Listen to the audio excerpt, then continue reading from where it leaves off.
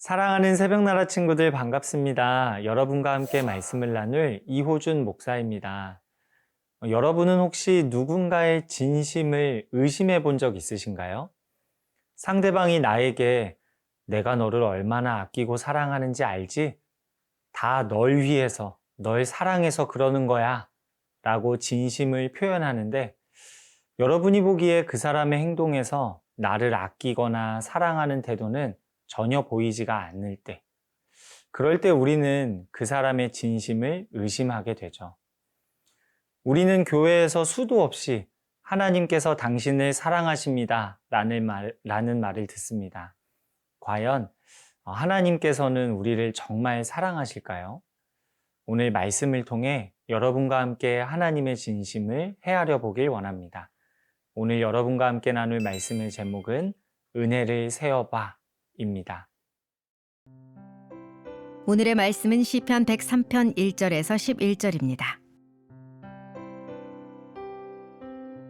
오, 내 영혼아, 여호와를 찬양하라.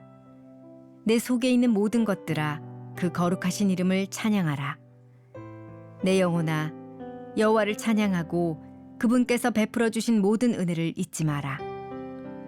그분은 내 모든 범죄를 용서하시고 내 모든 질병을 고치시며 내 생명을 멸망에서 구속하시고 사랑과 자비로 내게 관시우시며 좋은 것으로 내 입을 채워 내 청춘을 독수리같이 새롭게 하신다. 여호와께서는 억압당하는 모든 사람들을 위해 의와 심판을 행하신다. 하나님께서는 모세에게 그가 갈 길을 알려주셨고 이스라엘 백성들에게 그분이 행하신 일들을 보여주셨다.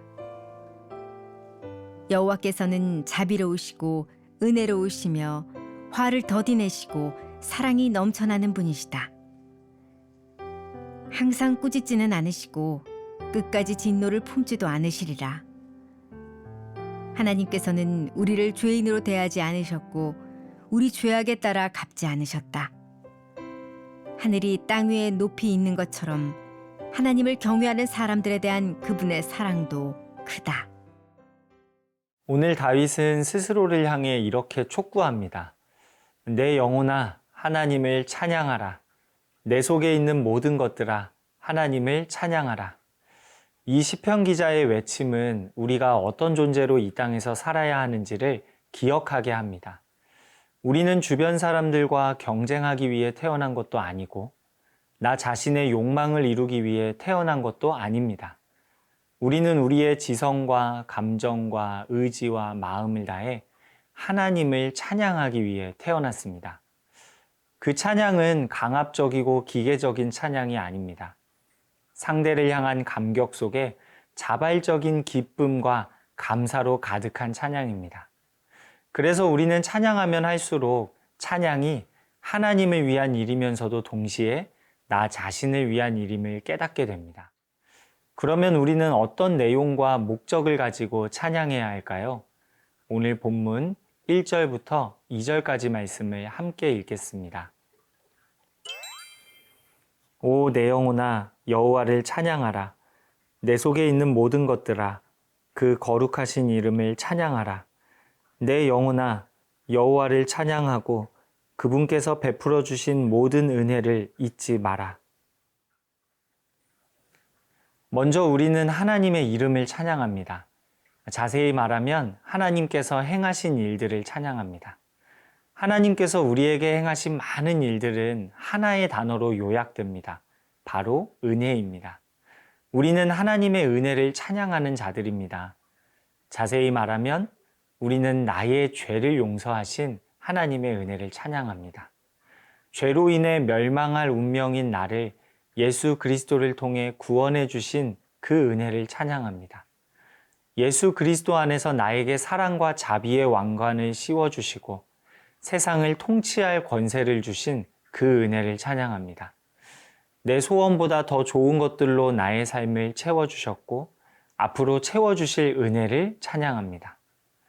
사랑하는 새벽나라 친구 여러분, 오늘 성경은 우리의 일상이 사실은 하나님의 은혜로 풍성히 채워져 있기에 우리는 찬양할 수 있고 찬양해야만 한다고 알려주고 있습니다.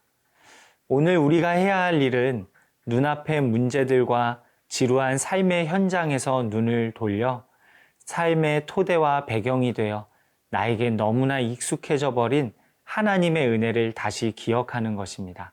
그리고 그것을 찬양하는 것입니다. 감정적으로 찬양하고 싶지 않을 때는 이성을 동원해 찬양하고, 이성과 감성 모두 찬양하고 싶지 않을 때에는 의지를 동원해 찬양해냄으로써 하나님의 은혜를 기억하고 누리는 자리로 나아가는 것입니다.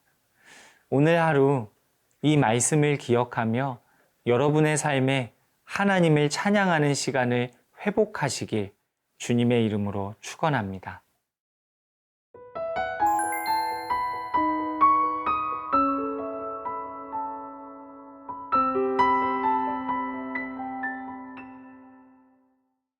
이어서 다윗은 자신이 찬양에 맞지 않는 하나님께서 어떤 분이신지를 이스라엘 역사 속의 사건을 들어 고백합니다.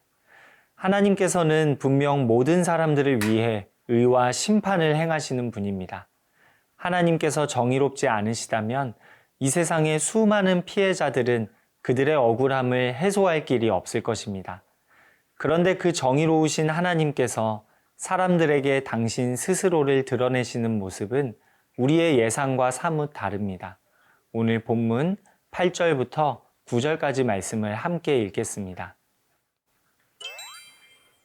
여호와께서는 자비로우시고 은혜로우시며 화를 더디내시고 사랑이 넘쳐나는 분이시다. 항상 꾸짖지는 않으시고 끝까지 진노를 품지도 않으시리라. 이 말씀은 출애굽한 이스라엘 백성이 금송아지를 우상으로 숭배했을 때 하나님께서 모세에게 나타나 하신 말씀입니다. 하나님께서는 당신의 자녀된 백성을 훈계하고 양육하시지만 끝까지 진노를 품지는 않으십니다. 다시 말해 하나님께서는 자녀 삼은 그들을 포기하지는 않으십니다. 우리를 향한 이 하나님의 자비와 은혜는 우리를 살리기 위해 당신의 아들에게 모든 심판과 저주를 쏟으신 사건에서 가장 찬란하고 선명하게 확인됩니다. 이를 통해 우리는 하나님께서 우리의 죄를 다루시는 방식에 대해 알 수 있습니다. 하나님께서는 우리를 죄인으로 대하지 않으십니다. 하나님께서는 우리를 자녀로 대하십니다. 하나님께서는 우리에게 우리의 죄악대로 갚지 않으십니다. 하나님께서는 우리에게 예수 그리스도의 순종대로 갚아주십니다.